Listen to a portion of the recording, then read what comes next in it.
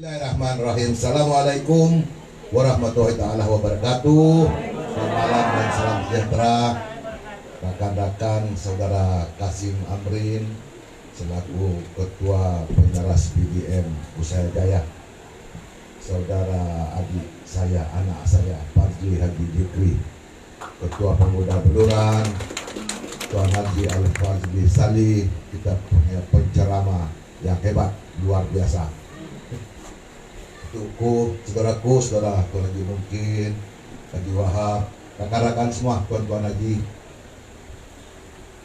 puan-puan, ketua-ketua wanita, ketua-ketua pemuda, ketua-ketua putri, hadirin hadirat, tuan-tuan orang dapur di belakang saya yang saya hormati sekalian.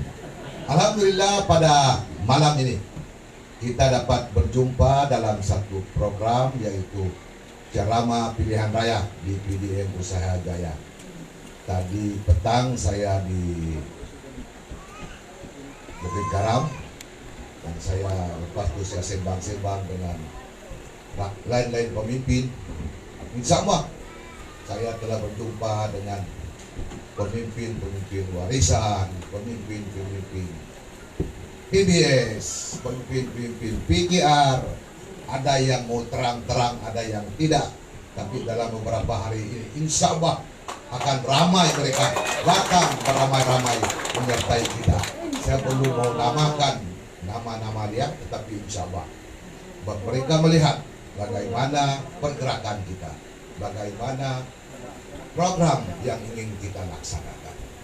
Tadi penceramah pemidato kita Al-Fadli memang jelas menyatakan bahwa dalam perjalanan memerlukan seorang driver, pemandu, memerlukan kendaraan, memerlukan menengok geografi perjalanan dan sebagainya. Dan berdiri di hadapan tuan-tuan adalah seorang pemandu yang sudah bersedia untuk membawa tuan-tuan dan tuan-tuan.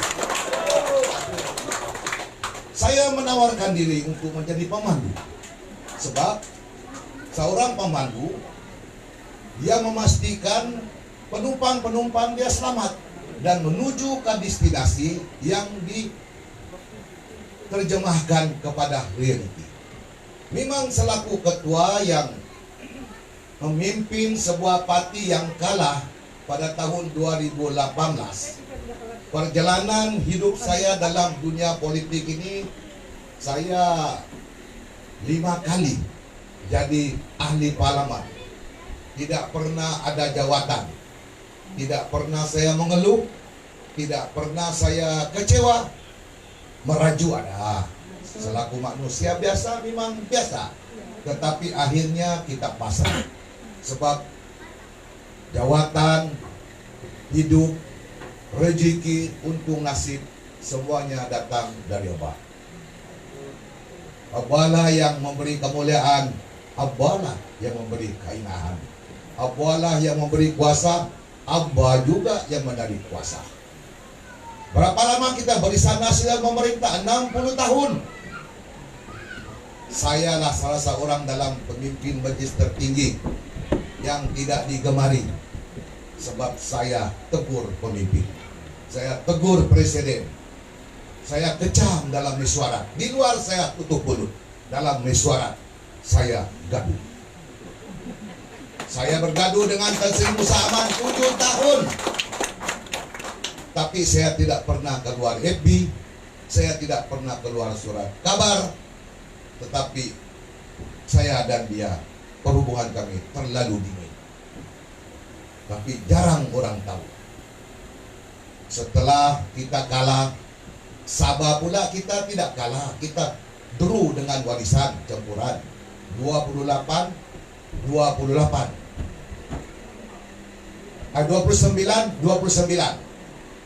Tetapi kita dimista oleh apa? Polisi Tangau. 5 orang dia lompat, habis selesai. Maka jadi pembangkanglah UMNO, Barisan Nasional, dan dalam jangka masa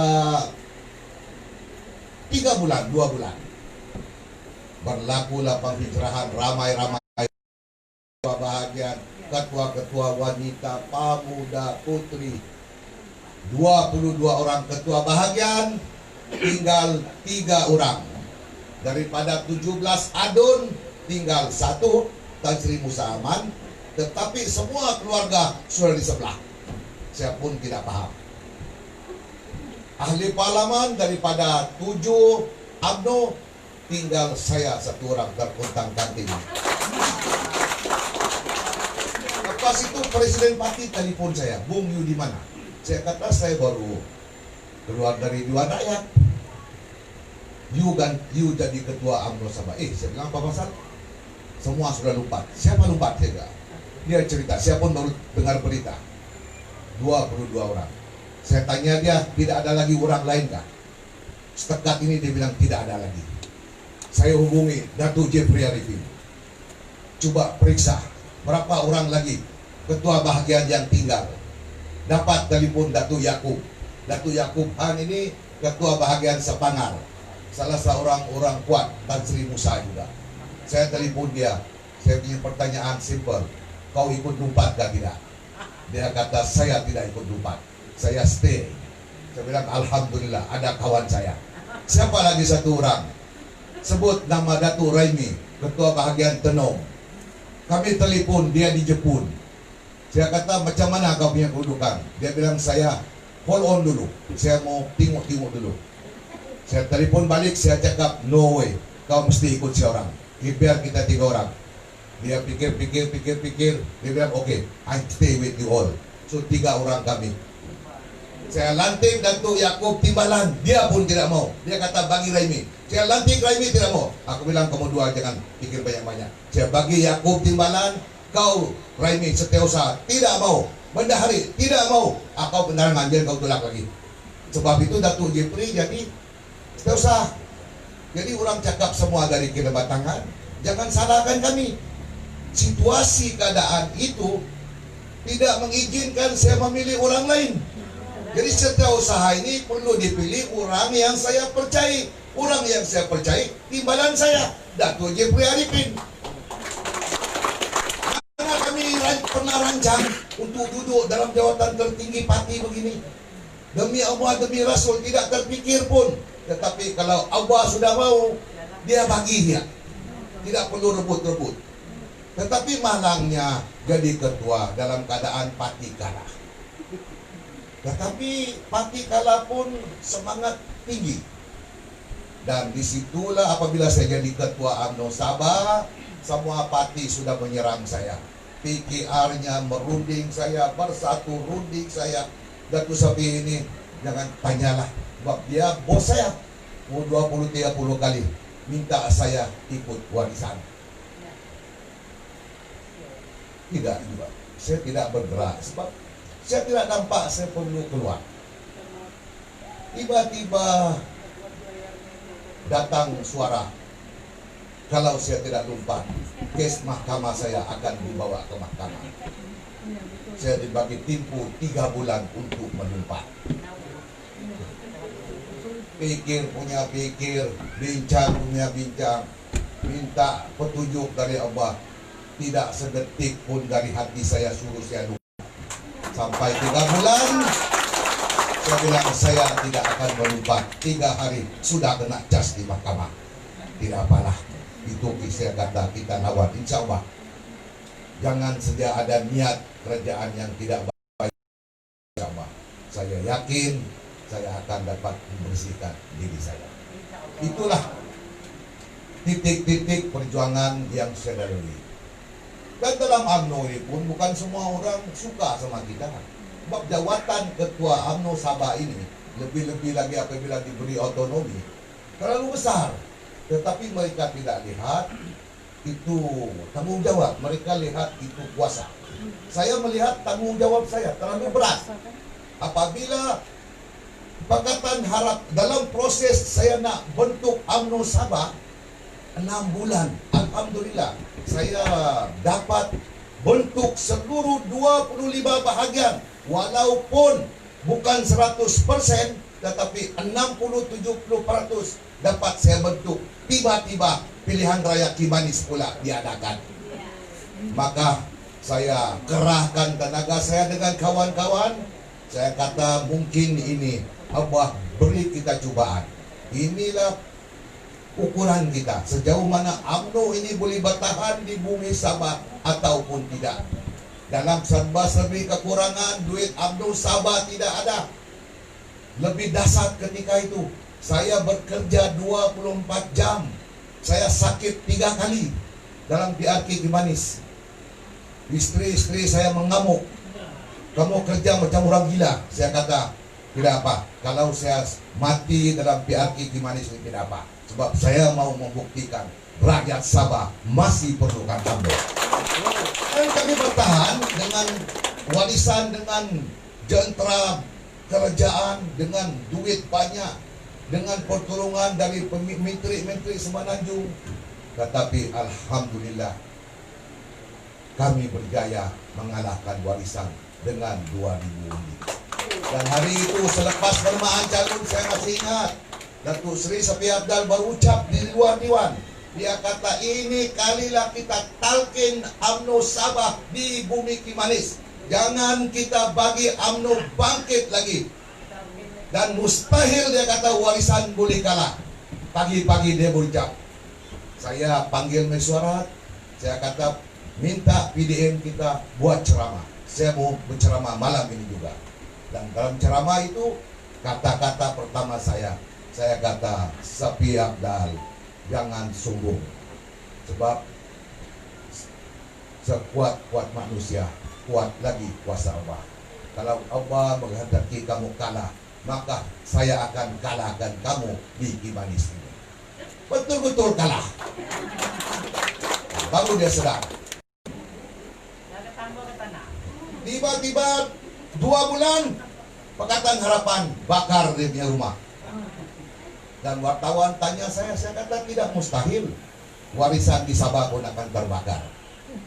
Sapi jawab, kenyataan saya dikata mustahil warisan boleh bubar. Saya ada 45 adun-adun yang setia dengan saya, 2/3 di Dewan Undangan Negeri.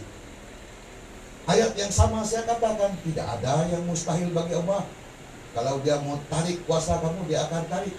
Tidak sampai 1 bulan, mulut saya ini masin sedikit, sudah bubar. Jadi kena pilihan raya. Sebab itu kita berceramah di sini. Pilihan raya. Pilihan raya apa tujuannya?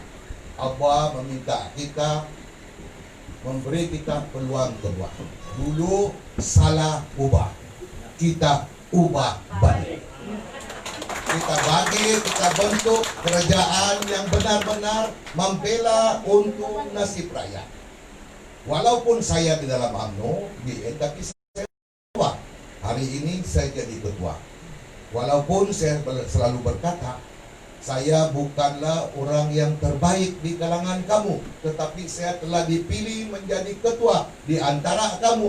Sekiranya saya menuju, bantulah saya. Sekiranya saya menuju jalan kehancuran, tegurlah saya. Dan saya ingin menyatakan, saya bukan pemimpin yang sukar didekati. Saya tidak tahu siapa yang perasaan sukar. Boleh tanya ini, makcik saya ini, sepupu saya ini. Saya biasa duduk di kedai kopi, walaupun sudah jadi ahli parlemen 5 penggal, duduk di kaki 5, di warung-warung. Tapi kalau siapa saya nampak orang, hai, dah malu pula kita. Tapi kalau orang mau dekat, bila-bila. Sebab saya tidak ada bodyguard. Sampai sekarang pun tidak ada. Ada yang cakap, bos mau banyak bodyguard. Saya bilang, no way. Apa bodyguard saya? Apa mau banyak bodyguard? Tidak ada. Saya tidak ada bodyguard langsung pun. Yang ada pamandu saya, sepupu saya, itu saya. Jadi untuk makluman, saya bukan jenis pemimpin yang sebegitu. Paling kalau orang paham sama saya boleh simbang-simbang di luar sana, duduk bisa rokok. Tuan-tuan dan puan-puan, misi kita. Tadi saya telah memaklumkan pengundi-pengundi kita di Pangkalan. Warisan terlalu desperate sehingga mengambil nama-nama orang kita untuk memohon tanah. Tanah ini yang dipohon untuk memancing undi. 5.000 lebih tanah yang di Puhun. Tuan-tuan tahu di mana? Reserve kelas 6 di Long Manis. Itu tanah itu reserve tanahan air yang tidak boleh diminta. Agung minta pun kerajaan negeri tidak boleh bagi. Jadi apalagi kalau orang biasa. Jadi kita maklumkan rakan-rakan kita di Pangkalan, jangan tertipu. Jangan Ismail Jainar, saudara saya, berdagang-dagang barang-barang tidak boleh. Jangan pungut duit sana sini. Sebab itu tanah itu saya kata, Seri Penduka Baginda yang di Pertuan Agung pun memohon tidak boleh diluluskan. Sebab kalau diluluskan, seluruh dunia hantam kita. Itu pusat tadahan air. Kayu balaknya susah dipeluk, besar-besar. Sebab tidak boleh dikacau. Jadi tiba-tiba pula orang big garam dibenarkan memohon. Subhanallah. Satu penipuan yang paling besar dibuat oleh pemimpin warisan untuk memancing undi. Itu orang buat. Itu pun dia buat. Tapi orang kita pula tidak paham. Sekarang kamu kasih paham. Jangan lagi bagi duit apa-apa kepada pengurusan tanah ini. Sebab tanah ini tidak betul. Walaupun siapa ketua menteri, apakah tidak boleh. Sapi pun tahu dia itu barang tidak boleh dia buat. Itu isu pertama. Isu kedua, semenjak kala ini, alhamdulillah kita melihat diri kita cermin diri kita, di mana silap kita. Banyak yang kita dapati. Bagus juga lah selama Pakatan Harapan pemerintah. Kita sudah biasa kerja, Allah suruh kita berihat. Bagus. Banyak hikmah dia. Kita kala ini. Kurang-kurangnya orang-orang UMNO dulu yang bongkak, yang sombong, yang kaya raya, sedar diri. Bukan semua, tapi apa hukum satu kampung. Apa buat kita terima ialah. Jadi saya ini memang orang kampung.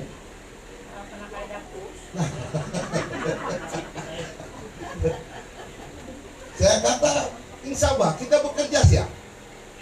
Saya sudah yang memilih calon ini saya sendiri, memilih kawasan saya sendiri. Dan oleh kerana saya tidak takut pantang adik, maka saya telah meletakkan calon barisan nasional di kawasan kawan-kawan kita seperti PBS dan STA. Sebab calon mereka tidak baik, maka saya pilih calon barisan nasional yang baik. Saya tidak takut dalam perjuangan ini. Sebab matlamat kita mau menang. Untuk menang, kita buat cara orang yang mahu menang.